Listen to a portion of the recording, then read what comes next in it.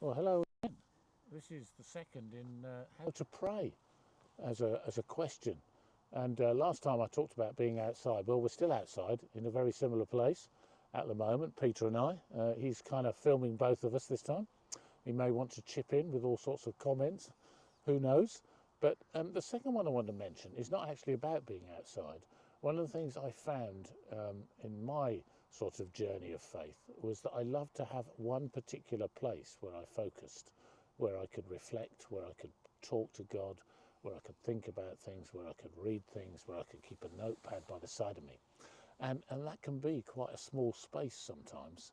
I think it was Wesley's mother, I'm not sure if I've got this right, John Wesley's mother, who apparently, because there were loads of children running around and it was chaos in the house and it wasn't a very big building, um, whenever she put a tea towel over her head, apparently that meant she wanted some time to herself, and the children knew that, and that was the only way she could do it.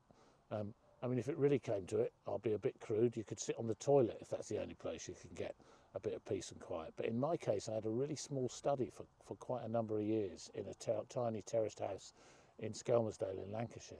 And it was my study, so I sat at the desk to work. But whenever I turned the chair through 90 degrees facing the small window in that room, that was when I wasn't studying. I was spending time just praying and reflecting and reading.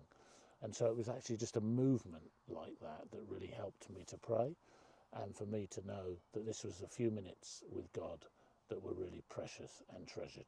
So that's my second example. I don't know if Peter wants to chip in on this just to test out this camera at the same time. Um, it's interesting that you have a place and a scenery associated with a different mode of activity, because I find you almost want to have one location for one purpose, and the kitchen is for cooking. Yeah. And when you mix things up and try and have, say, it wouldn't be practical to do everything in the bathroom, sometimes you have to sleep on a bed and whatnot.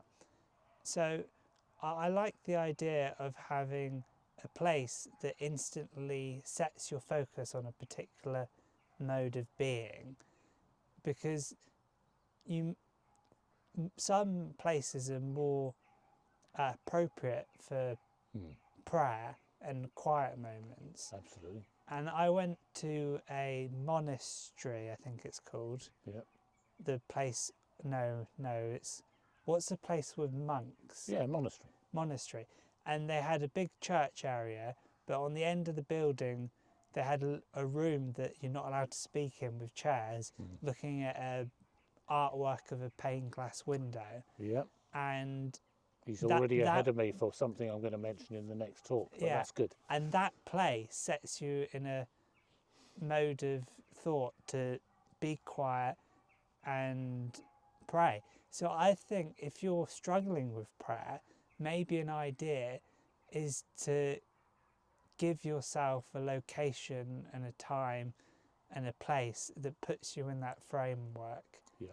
And if you don't have a place to pray, then you can be inventive and just tilt your chair 90 degrees. I think that's brilliant. I'm really helpful for Peter to share that, and in a way, it does echo some similar feelings that I have about place. I mean, the study that I used to do it in was only because I had to, but I can see that when you can find somewhere that's just for that, that is an even better ideal if you can get to it. So I echo that, and also some of the other thoughts that we might come back to in the next little video that we'll do. So that's it for today. Thank you. See you later.